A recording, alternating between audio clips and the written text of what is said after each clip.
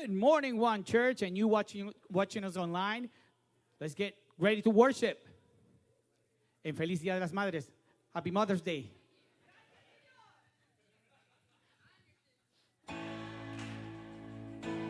Put your hands together.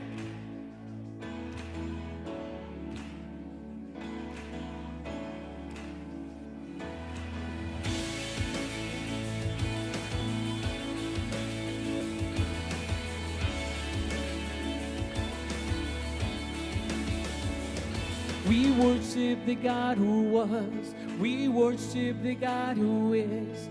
We worship the God who evermore will be. He opened the prison doors. He parted the raging seas. My God, He holds the victory. Yeah. There's joy in the house of the Lord. There's joy in the house of the Lord today. And we won't be quiet. We shout out your praise. There's joy in the house of the Lord. My God is surely in this place. And we won't be quiet.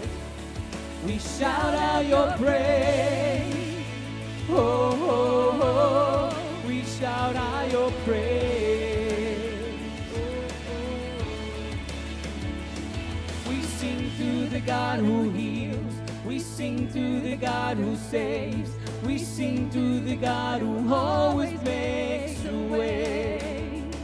'Cause He hung up on that cross, then He rose up from that grave. My God, still rolling stones away. There's joy in the house of the Lord. There's joy in the house of the Lord today. And we won't be quiet. We shout out your praise. There's joy in the house of the Lord. Our God is surely in this place. And we won't be quiet. We shout out your praise. We were the beggars, now we're royalty. We were the prisoners, now we're running free. We are forgiven, accepted, redeemed by His grace. There's the house of the Lord, sing praise. We were the beggars, now we're royalty. We were the prisoners, now we're running free. We are forgiven, accepted, redeemed by His grace. Let the house of the Lord sing praise. There's joy in the house of the Lord. There's joy in the house of the Lord today. And we won't be quiet. We shout out your praise. There's joy in the house of the Lord. Our God is surely in this place. And we won't be quiet. We shout out your praise. There's joy, there's joy, there's joy in the house of the Lord today. And we won't be quiet. We shout out your praise. There's joy in the house of the Lord. Our God is surely in this place. And we won't be quiet. We shout out your praise. We shout out your praise. Oh, oh, oh, oh, oh, oh, oh. We shout out your praise. I just want to welcome you guys one more time and take this time to handshake, high five, hug somebody around you and tell them good morning.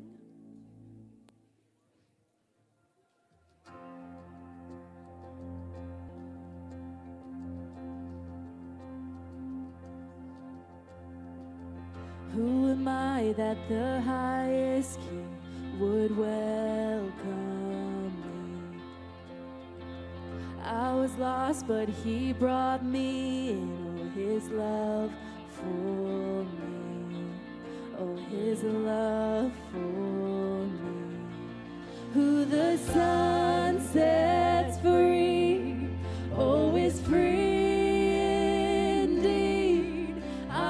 child of God. Yes, I am. Free at last, he has ransomed me. His grace runs deep. While I was a slave to sin, Jesus died for me. Yes, he died for me. Who the Son sets free, oh, is free indeed. I'm a child of God. Yes, I am. In my Father's house, there's a place for me. I'm a child of God. Yes, I am. I am chosen, not forsaken. I am who you say I am. You are for me, not against me. I am who you say I am. I am chosen, not forsaken. I am who you say I am. You are for me, not against me. I am who you say I am. Yes, I am who you say I am. Who the Son sets free, oh, is free indeed. I'm a child of God. Yes, I am. In my Father's house, there's a place for me. I'm a child of God. Yes, I am.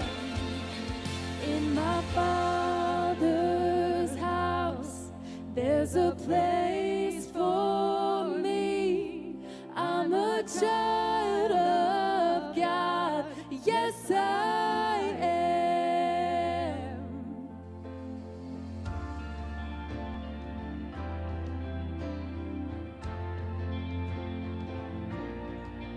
I am chosen, not forsaken. I am who you say I am. You are for me, not against me. I am who you say I am. I am chosen, not forsaken. I am who you say I am. You are for me, not against me. I am who you say I am. I am chosen, not forsaken. I am who you say I am. You are for me, not against me. I am who you say I am. I am who you say I am. Yes, I am who you say I am. Who the Son sets free, oh, is free indeed. I'm a child of God. Yes, I am. In my Father's house, there's a place for me. I'm a child of God. Yes, I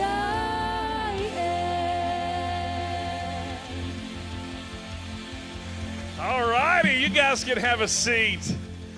Thank you so much, worship band. You guys have done a great job leading us this morning.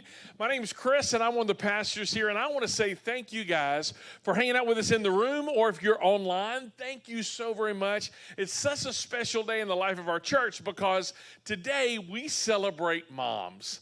My wife said it best earlier. Without moms, none of us would be here, right?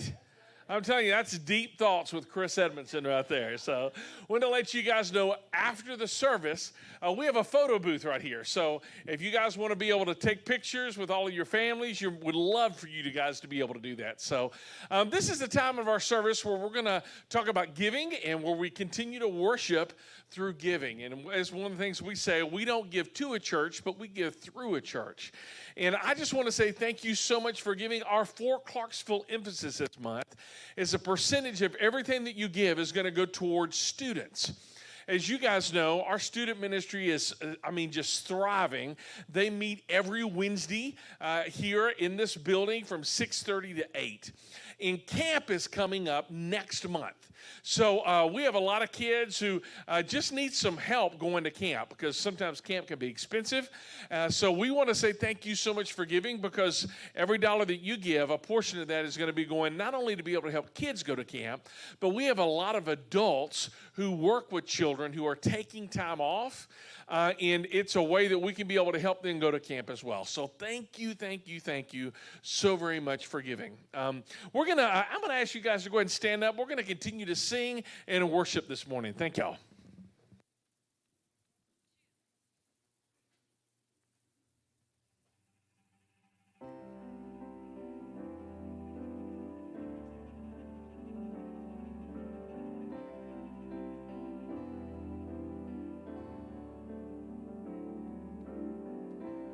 I am guilty, ashamed of what I've done, what I've become. These hands are dirty. I dare not lift them up to the Holy One.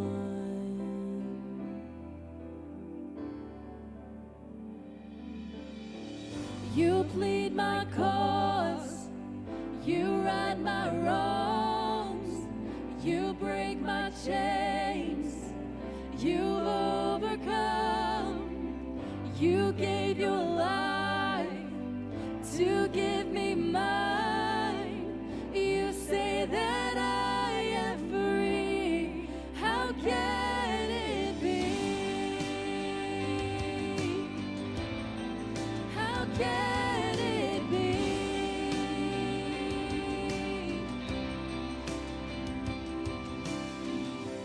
I've been hiding,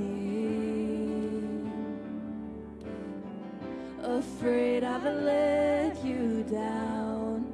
Inside I doubt that you still love me. But in your eyes there's only grace now.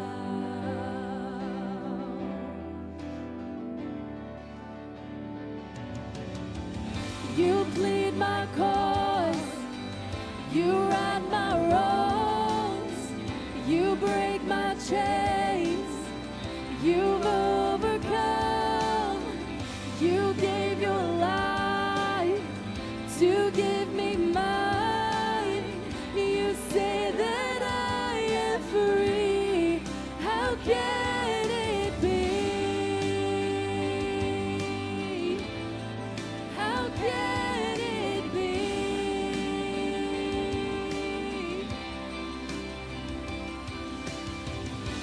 Though I fall, you can make me new. And from this day I will rise with you. Oh, the grace reaching out for me. Yeah. How can it be? And how can it be? You plead my cause. You break my chains. You gave your life to give me mine. You say that I am free. You plead my cause, you right my wrongs.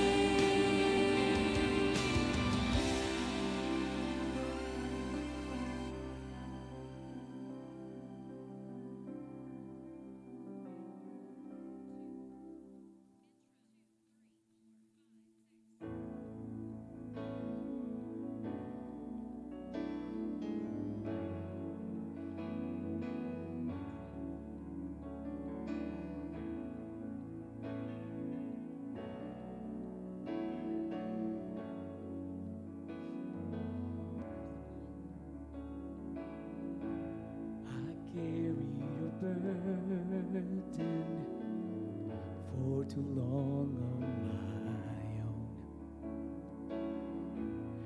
I wasn't created to bear it alone. I hear your invitation to let it all go, and I see it now. I'm laying it down, and I know that I need you. I run to the Father, I fall into grace. I'm done with the hiding, no reason to wait. My heart needs a surgeon, my soul needs a friend. So I run to the Father again and again and again and again. Oh, oh, oh. You saw my condition, had a plan from the start. Your Son for redemption, the price for my heart. I don't have a context for that kind of love. I don't understand, I can't comprehend. All I know is I need you. I run to the Father, I fall into grace. I'm done with the hiding, no reason to wait. My heart needs a surgeon, my soul needs a friend. So I run to the Father again and again and again and again. Oh, oh, oh, again and again. Oh, oh, oh. My heart has been in your sight long before my first breath, running into your arms. He's running to life from death, and I feel this rush deep in my chest. Your mercy is calling now. Just as I am, you pull me in, and I know I need you now. I run to the Father, I fall into grace. I'm done with the hiding, no reason to wait. My heart needs a surgeon, my soul needs a friend. So I run to the Father again and again. I run to the Father, I fall into grace. I'm done with the hiding, no reason to wait. My heart found a surgeon, my soul found a friend. So I run to the Father again and again and again and again. Oh, oh, oh, again and again. Oh, oh, oh, again and again.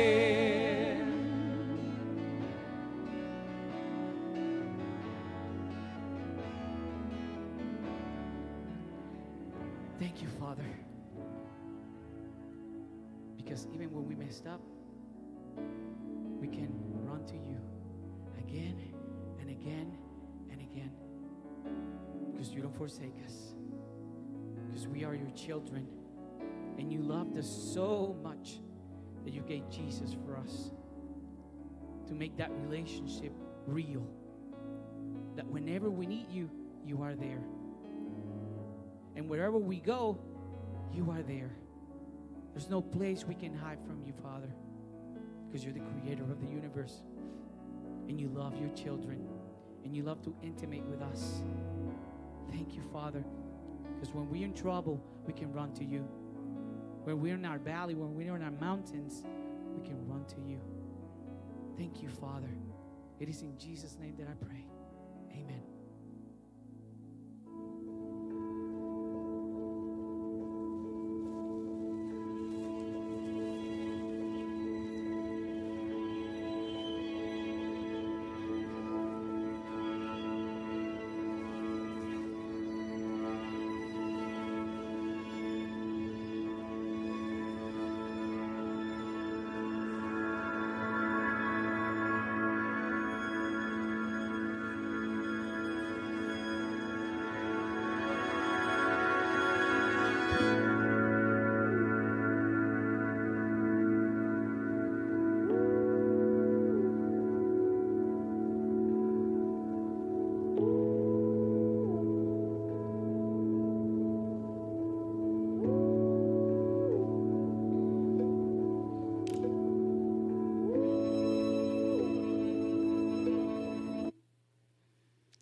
Well, good morning, everyone. How's everybody doing? Woohoo! Happy Mother's Day. I'm so excited for all the moms in the room. Let's give a shout out to the moms. Woo! Yay. So whether you're a mom in the room or if you're a mom online, we just want you to know how much we love and appreciate you today. And we'll take a moment to be honest. You know, sometimes our mom relationships can be difficult. And sometimes this day can be a challenging day. And so we don't just want to assume that everyone is all good. So we just want you to know if this day is difficult for you, that we are also praying for you, that we have a special place in our heart for those of you who have lost your mom or whose relationship is a challenging one. So no matter where you find yourself, we just want you to know that if you're a mom, we love you. We're so grateful for you. And if you've got some other areas where you're struggling through, it's okay to be right where you are. We are so excited to begin this new sermon series today called Why Her? And in this series, we're going to take a long, hard look at our relationships and our responses to our relationships. And a lot of this content will be for the ladies. But guys, don't be getting on your cell phone, playing Candy Crush or whatever that is y'all do on there. I don't know what, I don't even play games, so whatever.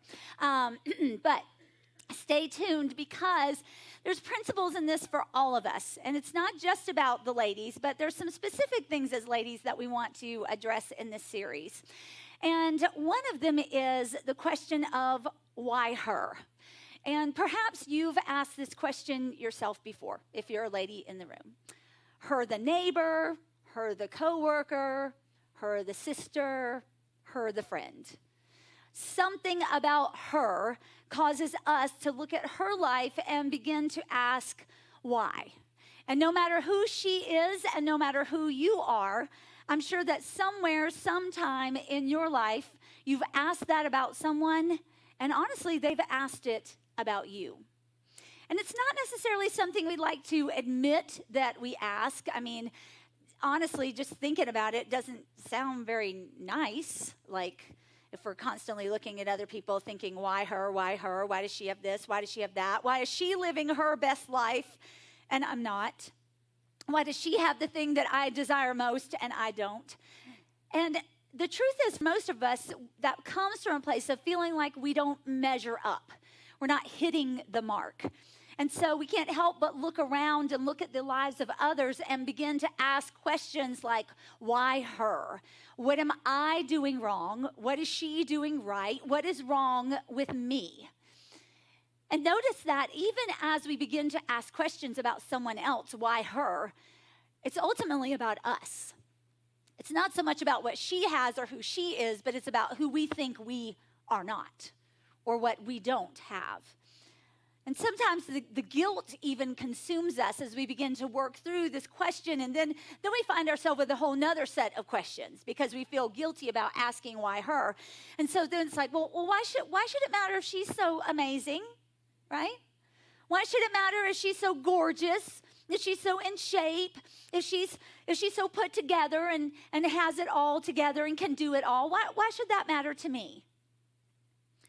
And it matters because even though we know those questions are defeating, even though we know those questions are unproductive, deep down inside of us, there's this thing. There's this nagging. I don't know about you, but for me, nagging shows up at about 2 or 2:30 in the morning, right? You ever been there? I mean, you're out. Drool coming out, like the whole thing. And all of a sudden, the brain clicks on and you're wide awake. And you begin to go through the questions of life, of where you are, of your experiences. And there it is. And there she is. We can't escape her. She's always there. She's in the meeting with the witty responses. She's in the carpool line driving that awesome car, right? She's at church or at work in the perfect outfit with her perfect hair, and where she goes to her perfect house on perfect lane with her perfect family and her perfect life, right? We know what we're doing. It's just so perfect. Everything about her is perfect. And she's there everywhere we turn, every day, every moment of our lives. And at the heart of all of this is comparison, the identity-crushing process of lifting someone else up, of noticing everything about their life, noticing what's happening with them, of feeling like they are better than, which means I must be less than. She's got it all. I'm lacking. And so in this series, we're going to address several truths to help us answer the comparison question. Why do we go there? Why do we do that? Recently, I had an opportunity, I'm not even going to call it, I had an experience with comparison. Let's just put it that way. So my oldest son got married 2 weeks ago tomorrow. Now, if you've ever had a child get married, that in itself is enough to begin to make you question a lot of things, right? As a mom, have I done enough? Did I teach him well? Does he know what he's doing, right? Just so there's all this stuff going on inside. My oldest son's name is Walt. And now I'm still getting used to saying the word wife, right? His wife, her name is Brooke. And they have been dating for 5 years. So Brooke has been a part of our life for a long time. We love her. She's precious. So excited for them. It's a great thing they got married. Anyway, they wanted some small, simple wedding. And so we went to Pensacola Beach, Florida. And when we get there on the Sunday afternoon, Brooke is there and she has her bridesmaids there. And they all run out on the beach, right? And they're running down to the water and they're so cute. And they run down there and I'm like, I'm going to go out on the beach with them, right? And so we all get down there. And when you know it, as soon as we get down to the water, out comes the camera and all the selfies, right? And they're grouping in, they're taking their shots, they're doing all their stuff. And of course, I'm watching from a distance thinking, well, these are, pictures and wedding, and I don't want to miss out, right? And so I thought, well, I got to get in on these. I got to be in these pictures. And so I head over thinking that I'll just kind of stick my head in the background and, cheese on all. So I walk up, and it's like the Red Sea parts, y'all. They make a space for me right in the midst of the picture. And then, but as the camera goes up, I notice they all do this thing. I don't know what, is it this or is it this? I'm not sure which one, but they all do it. It's like it's like almost this, right? So they got this thing going on. Well, I didn't know that's the thing, right? Like the last thing I knew was the whole knee out, hand on the thing. What? That, right? So I am perplexed. Like these girls are cute, y'all. They're in their 20s. They're like 22 years old. And here they are in their little bikinis out on the thing, and they're so cute. And then and they're like here, and they make a spot for me. And so we get ready to do it, and I'm like,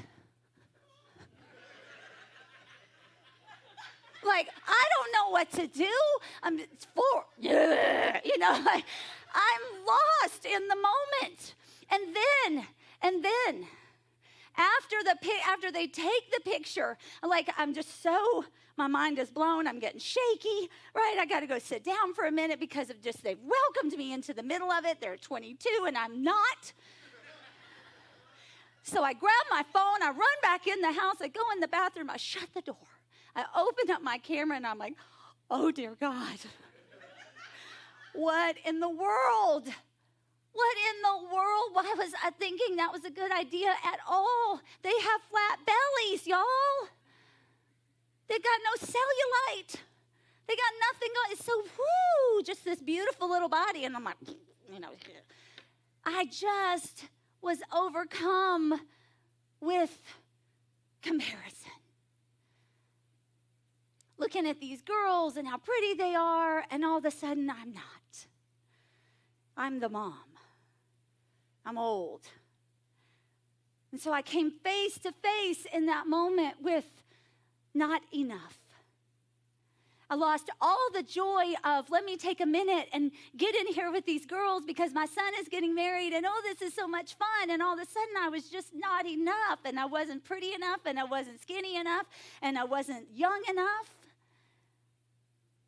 And so the first truth that we want to talk about today when we come to comparison is that we have to be honest with ourselves. We've got to be honest. We're going to take a long, hard look at how many of us have developed habits that keep our hearts safe so that we don't have to recognize the way we really are. And just like those pictures, when they pulled out that camera, how many times have we used some sort of filter when we get ready to take a picture of our life? Whether it's going on social media or not. We filter who we are. We put out what we want others to see. I can tell you there's been plenty of times when I've just wanted to snap a little pic of something. I have stood in front of my dining room window trying to get the light perfect, trying to get the perfect smile, perfect angle, perfect, right? Like, I'm so wanting to put out this image of what I want people to see because there's something in me that says, I'm not enough. And the game of comparison begins to rage. Comparison clouds our minds. It creates denial, and it causes us to see things differently than they really are. It clouds our minds because we're looking at someone else thinking, oh, that's so cool. She's got it all together. It creates denial because we think, I'll never have that. I'll never be good enough. I'll never be rich enough. I'll never be smart enough, whatever that looks like. And it causes us to see things differently because we've created a reality for her and for us that probably isn't true on either side. And so we need to get honest with ourselves and God about what makes us feel so compelled to compare our lives with each other. And when we're honest, we all know we have that place in our life where we feel less than, where we feel like someone else is ahead of us. It's a place that's deeply rooted and seldom seen because we love to shout our successes, but we seldom share our secret sorrows. Let us have something great happen in our life. Oh, I'm putting that online. That's going up. Got to share that. Let us have something soul-crushing. We just tend to want to disappear because nobody else is dealing with this. Nobody else's life is like mine. And so we hide within our souls, and the more we hide, the more comparison feeds. Has there ever been a time in your life where you've just been dealing with something, and maybe you've taken the opportunity to get honest about it with someone else? You're just so overcome, and maybe you're in a conversation with someone, and you just say, hey, I got to tell you this. This is something going on in my life. This is something I'm struggling with. And if you ever had the other person say, yes, me too. Anybody ever have that experience? Like, isn't that just life-giving? When we've just spent all this time hiding out, and then we come to realize someone else knows exactly how we feel. That's honesty. That's that refreshing moment of making that connection with someone else. And let's be honest in this room for a moment today. Especially for the women here, the church ladies in the room. We have got to be on guard against the why her among us here in this place. because we will quickly shoot an arrow in a sister's back before we even realize it. This should be the place that when we walk in this room, when we walk in this house, every woman knows that every other woman is cheering her on, is rooting for her success, is wanting the best for her and her family, her children, her marriage, her life. That this is the place where we are safe. I'm not in competition with you. I'm not compared to you, because God has given you gifts and he's made you unique and special and wonderful. And I get to celebrate everything that God has created you to be. That's the environment we need here. There's enough competition outside of these doors. There's enough watching our guard. There's enough keeping up an image. There's enough chasing. Let's not bring that in here. Let's be women who are different. Let's be women who are intentional. Let's be women who other women look at us and say, well, I don't know what she's got, but I want some of that. So I challenge us, let's lay that down. Because in Ephesians 6:12, we read this: we're not fighting against flesh and blood enemies, but against the evil rulers and the authorities of the unseen world, against mighty powers in this dark world, against evil spirits in the heavenly places. Notice what it says there. We're not fighting flesh and blood. We are not enemies.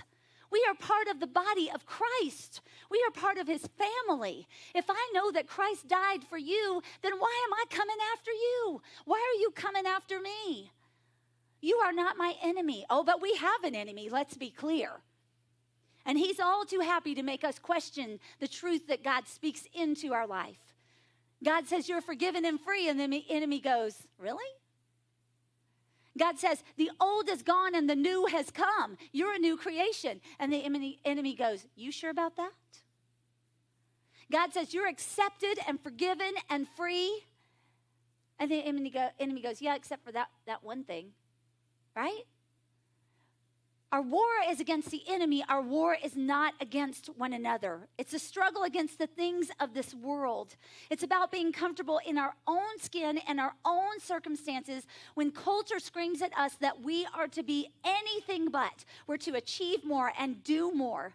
And that if we're fully living and thriving, then it means more and more and more. But that's not the truth of our life. That brings us to our big idea today. Our big idea says, comparison is the battle to see whose truth, ours or God's, will allow to rule our thoughts and our actions. If we want to know the truth, we have to be honest. We can't live a lie and be honest. We can't gobble up the lies of the world and find truth.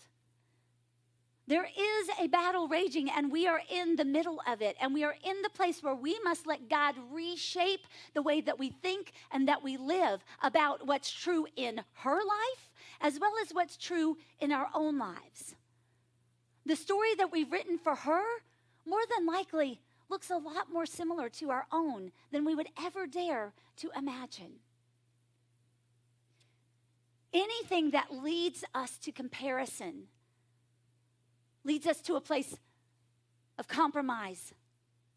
Maybe you've had a place in your life where some plans that you made were compromised. You thought your life was going one direction, and it turns out that it goes another. When our best laid plans take a turn in a different direction, and we end up comparing our life with other people's woulda, shoulda, coulda, we know that we're in the battle. Often we're asking, why her? When we found out that we're somewhere we never expected to be. And that's where we're going to spend our time today in the Word together. We're going to be in the book of Genesis, and we're looking at two sisters, Rachel and Leah, in the Old Testament. And just to find our context for their lives, we're going to go back about 4,000 years to the lives of Isaac and Rebekah, their life and their marriage. So Isaac and Rebekah are married, and Rebekah is battling infertility. And so Isaac, her husband, prays for her. God hears Isaac's prayer, allows Rebekah to become pregnant with twin boys. And so the happy couple has the baby boys. They named them Esau and Jacob. And as the boys go, as they grow up, there's some sibling rivalry between them. But it seems that the older they get, the more this rivalry grows in intensity. To the point that Jacob ends up convincing Esau to give him the birthright, the birthright, which goes to the oldest son. And it allows that son to have a double portion of the inheritance of the family. And not only that, not only does Jacob get the birthright, then through tricking his own father, he also gets the blessing that is meant for the firstborn. And so the intensity of what is happening between these brothers, the deceit and the rivalry and the competition does not end well. And Esau ends up swearing, you better watch out, because as soon as dad dies, you're not far behind him. And so Rebekah and Isaac decide that Jacob should probably get away because Esau is coming after him. And so in Genesis chapter 28, verses 1 and 2, Isaac calls for Jacob and he blesses him and he says, don't marry any of these Canaanite women. Instead, I want you to go to the house of your grandfather in Bethuel and marry one of your uncle Laban's daughters. So he's saying to him, you need to go. And so Jacob ends up in a land far away from where he would be and where that birthright would have him be, the inheritance that he would receive. Basically, he's running for his life from his brother Esau. And so he arrives in this new community and he goes to the well, which is kind of the local place. You check in. What's happening? Kind of like going to Hardee's, right? Isn't that the place to go in the mornings? You go sit at Hardee's, have a cup of coffee. I don't know. So anyway, you check in, figure out what's going on. So while he's there, he meets some people, strikes up a conversation with them at the well. So we're in chapter 29, Genesis 29, 4 through 6. So Jacob goes over to these shepherds that he meets at the well, and he says, where are you from, my friends? Oh, we're from Haran, they answered. Do you know a man named Laban, the grandson of Nahor, he asked. Oh, yes, we do, they replied. Is he doing well, Jacob asked. Oh, yes, he's doing well, they answered. See the little banter going back and forth, just checking in. Oh, and look, here comes his daughter Rachel with the flock now. And while Jacob was still talking with them, Rachel arrived with her father's flock, for she was a shepherd. Now, let me tell you, this wasn't any normal arrival. When Rachel shows up with the sheep, Jacob is smitten. Now, girls, this got me to thinking. Maybe the problem for some of us is that we don't have a flock of sheep that we're taking around with us, right? Maybe we need to get some sheep. Because listen to what Jacob is about to do. Verse 11, Jacob kissed Rachel.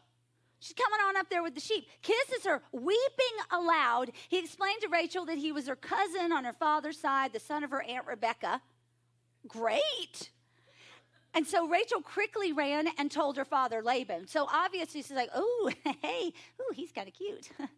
Go tell my dad about him, right? And so these connections have been made. Jacob goes into town. He goes to the well. He meets Rachel. Oh, he's smitten. Then he goes to Laban's house. So he goes to his uncle's house. Well, he's been there for about a month, helping out with chores and animals, doing things around the house. And Laban comes to him and says, listen, obviously you're planning to stay for a while. You've been here for a month, right? Imagine how you'd feel if you had company for a month, right? So since you're here and you've been helping out, I know that you're my relative, but I should probably pay you for the work that you're doing. And so in verse 16, of chapter 29, we read this, a little bit more of a family dynamic. Now Laban had two daughters. The older daughter was named Leah, and the younger daughter was Rachel. The younger one was Rachel. And so the plot thickens. So Jacob has met Rachel, but she's the younger daughter. There's an older sister in this group, in this family grouping. Now, y'all, this next verse, this is a tough one. Verse 17. There was no sparkle in Leah's eyes, but Rachel had a beautiful figure and a lovely face. Okay, I'm just going to press the pause button for just a minute. We are here talking about comparison, and look at this. Right here in the pages of the Bible, we get this whole Leah's not sparkly, no sparkle in Leah, but, Rachel's got it going on, figure and face, right? 0 for Leah, 2 for Rachel. I mean, I've heard it described that Leah has like fish eyes. Y'all, I had a teacher in the 6th grade. Her name was Miss Bennett. She had these bulging eyes, that were kind of watery. It was just that they were just scary looking eyes. And then she had these glasses. Her vision wasn't very good. And so she'd put these glasses on and it would like make her eyes like 3D, like pop out at you. It was the scariest thing I'd ever seen. And I just think about Leah. I wonder about that. Like no sparkle in her eyes. Like, basically Rachel was beautiful and Leah wasn't. Right? I mean, when the first thing it says is that Leah had no sparkle in her eyes. There was no sparkle. Was Rachel Queen Sparkly? Right? With the figure and the face and all of that. So let's put ourselves in Leah's shoes for a few minutes. I mean, what must it have been like for her growing up in the shadow of Rachel, who, by the way, is the younger sister? Remember all the importance of being the firstborn. And so no doubt through the years, she heard the words of comparison and the sting of being less than Rachel. On more than one occasion. She must have grown tired of hearing, oh, Rachel this and Rachel that and Rachel, right? At some point, I'm sure the question came into her mind, why her? Why does she have it all together? I'm not sparkly. Can't even see. She's got this great figure and that face, right? So unfair. Let's keep reading. Genesis 29:18. Since Jacob was in love with Rachel, he told her father, I'll work for you for 7 years if you'll give me Rachel. And notice what he says, your younger daughter as my wife. Agreed, Laban said. I'd rather give her to you than anyone else. Stay and work with me. So Jacob worked 7 years to pay for Rachel, but his love for her was so strong that it just seemed to him but a few days. Now, for the romantics in the room, you're like, oh, that is beautiful. Somebody worked for me for 7 years, right? So the wedding plans are made, and there's this great celebration. It's time for the happy couple to spend their first night together. Small detail, Genesis 29:23. But that night when it was dark, Laban took Leah to Jacob, and he slept with her. Well, that was not the plan, y'all. Obviously, that was not the plan. Miss No Sparkle was not supposed to be in there, right? So needless to say, Jacob wakes up the next morning. He's not happy about the switch, jumps out of bed, confronts Laban. What in the world has happened here? Of course, Laban quickly explains, well, it's our custom, it's our tradition that the older daughter should marry first. And so that's why I've given you Leah instead. But you can have Rachel if you work for me for another 7 years. And so verse 28, it says, so Jacob agreed to work 7 more years. And a week after Jacob married Leah, Laban gave him Rachel too. So here you're in a marriage that's a week old, and literally your sister wife is your sister. Now, I don't know about y'all, but when I had been married to Chris for a week, there wasn't going to be no other girl coming up in there with that, right? That was not going to happen. I was still trying to figure out the whole wife thing, I got to share a bed with somebody. I've got to get this person in my life. And so we see 3 people who are caught up in the middle of this crazy love story, meets tradition, meets custom, meets this weird set of circumstances. I mean, it's enough to make your head spin. And so then in verse 30, it says, so Jacob slept with Rachel too, and he loved her much more than Leah. He then stayed and worked for Laban the additional 7 years. And so this story that's supposed to be filled with excitement, this time of marriage, this season of new beginnings, supposedly full of hope, carrying on the family name, what started out as wonderful turns dreary. And Leah gets a man because of tradition, not because of love. Jacob gets a wife that he doesn't want and he didn't work for. Rachel gets the man of her dreams, but now her non-sparkly sister is in tow. And on top of it all, Jacob loves Rachel much more than Leah. If ever there was a breeding ground for jealousy and comparison and competition, I'd say this is the perfect place for it to grow. No doubt, Leah must have had some thoughts along the line of, must be nice. Must be nice that Jacob loves Rachel. Must be nice that he worked 7 years for her. Must be nice that Dad never thought I'd find a husband, and so I'm the you've got to take this one to get the wife you want wife. Must be nice. Maybe you've had a season of must be nice in your life. Must be nice to be able to wear all those cool outfits. Must be nice to be dating that guy or married to that man. Must be nice to live in that neighborhood. Must be nice that your parents are still married when mine are divorced. Must be nice that your kids behave when mine don't. Must be nice. And so, in the land of must be nice, Leah finds herself in a desperate situation, desperate for love, desperate for affection, attention, desperate to be seen. And so truth number 2 today is that honesty teaches us to walk through desperate moments without having to do destructive things. Because notice that Leah is in this place of desperation, but she doesn't act destructively. She's honest about how she feels. We'll dig more into that next week. But when we are honest about the source of the comparison in our lives, then we can begin to feel hope. Because as we work through those thoughts and feelings and we expose them to truth, before they have a chance to grow and take root down deep within our hearts and deep within our thoughts, when we expose them, then we begin to conquer them. Just like when you take that moment of honesty to share something with someone and they say, yes, me too. That's what we're talking about here, that honesty. If we want to conquer comparison, we've got to be honest about the thing that causes us to run that direction in the first place. Truth number 3 is that we often lose who we are while we're trying to become someone we're not. Well, I've walked that road.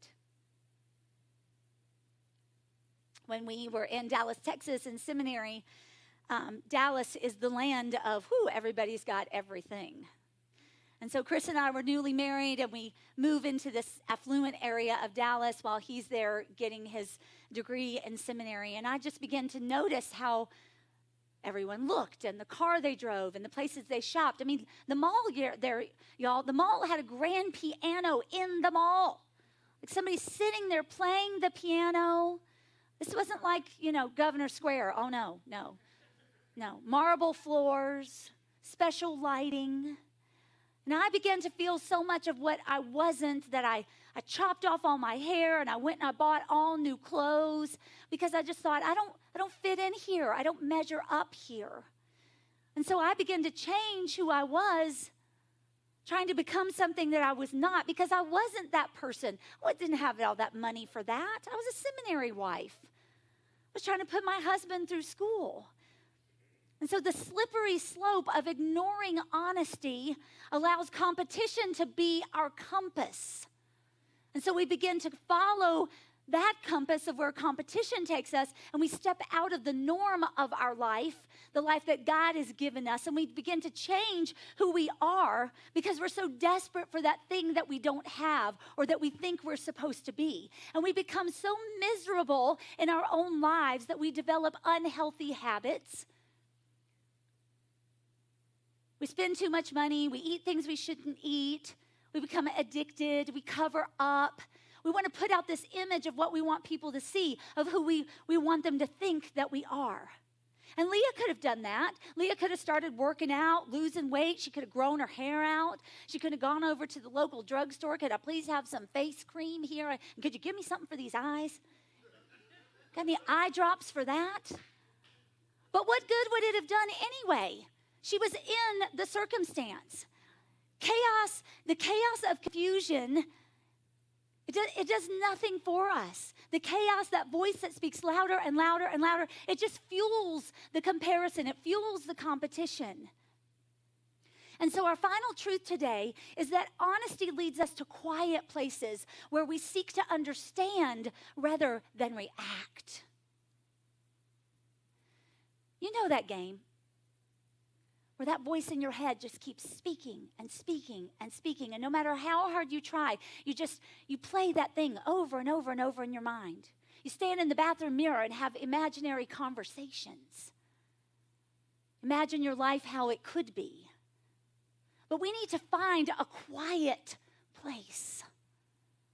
If you're a mom in the room today, maybe that quiet place is in the bathroom with the door shut, just sitting on the floor for a few minutes, just like, give mom a minute, right? No matter what, you need to find a quiet place. You need to get quiet and be still and listen for the voice of God. Because when comparison is drowning out the voice of truth in our life, we tend to run in chaos instead of in peace.